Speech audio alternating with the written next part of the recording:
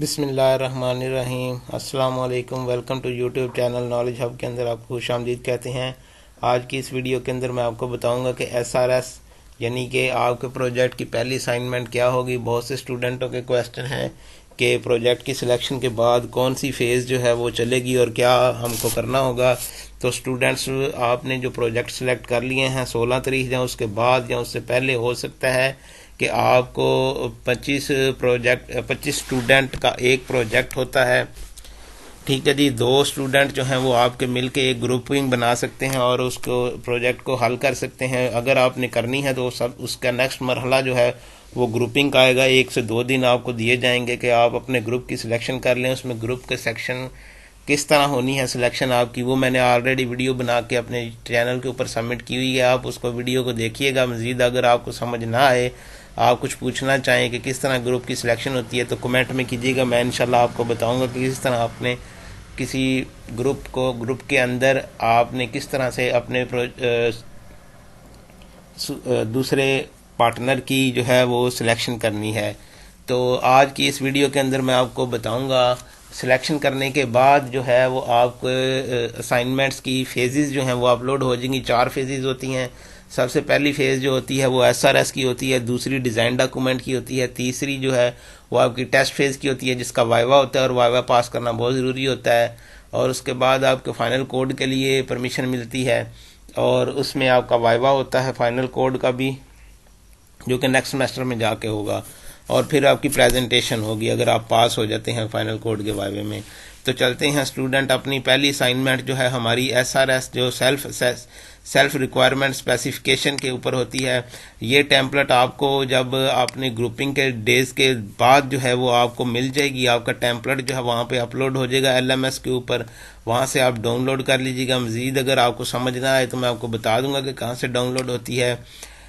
ऊपर यहाँ पे सबसे पहले आपने अपना जो टॉपिक सिलेक्ट किया है वो टॉपिक लिखना होता है और उसके बाद यहाँ पे ग्रुप आईडी लिखनी होती है। असाइनमेंट के पोर्शन के अंदर CS61 के असाइनमेंट के पोर्शन के ऊपर टॉप के ऊपर जहाँ पर आपका ग्रुप का प्रोजेक्ट का नाम टाइटल लिखा होता है, उसके साथ ही नीचे ग्रुप आईडी लिखी होती है। वहाँ से ग्रुप आईडी को कॉपी करके यहाँ पे आपने पेस्ट करना होता है। अपने सुपरवाइजर का नाम यहाँ पे आपने मेंशन करना होता है। उसके बाद यहाँ पे करंट डेट, जिस डेट को आपने अपनी एसआरएस जो है वो सिस्टम रिक्वायरमेंट स्पेसिफिकेशन जो है वो स्टार्ट की है, उसका डेट यहाँ पे लिखना होता है। वर्जन आपका वॉल्यूम 1.0 आता है यहाँ पे और इसका इंट्रोडक्शन यहाँ पर आता है। इंट्रोडक्शन में स्टूडेंट आपने क्या लिखना होता है, इंट्रोडक्शन में अपना जो सॉफ्टवेयर आपने सिलेक्ट किया है। मिसाल के तौर पर मैं आपको बताता हूँ कि जो इंट्रोडक्शन आपका आता है वो क्या होगा।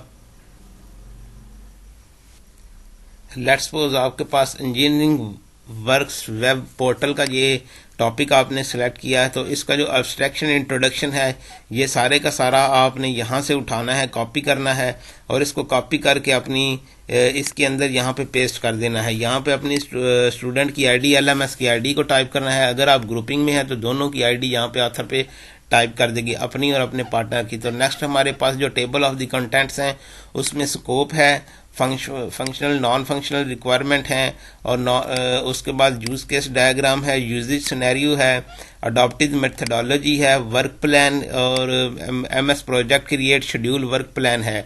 ये हमारे पास 5 किस्म के कंटेंट्स हैं, इसको आपने लिखना है। मजीद जो इसके एसआरएस के स्कोप लिखा हुआ है, right here detail of the scope of project के, इसके अंदर आपने क्या लिखना है वो मैं आपको बताऊंगा।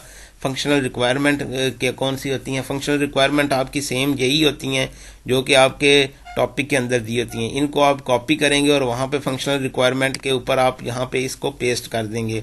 Non functional requirement usability, reliability और ये वाली होती हैं नॉन फंक्शनल रिक्वायरमेंट। और उसके अंदर टूल्स होते हैं जो कि आपको दिए गए होते हैं टॉपिक के अंदर, ये वाले ये एंड के ऊपर आपने लिखने होते हैं। यूजेबिलिटी, राइटेबिलिटी, ये 5 किस्म की 4-5 किस्म की होती हैं, ये मैं आपको भी बताता हूँ। ये देखें दोस्तों, नॉन फंक्शनल रिक्वायरमेंट में आपने स्केबिलिटी लिखनी है, अवेलेबिलिटी लिखनी है, रिस्पॉन्सिवनेस लिखनी है, रिलायबिलिटी के बारे में लिखना है, रिकवरिंग के बारे में लिखना है, सिक्योरिटी के बारे में लिखना है और यूजेबिलिटी के बारे में लिखना है।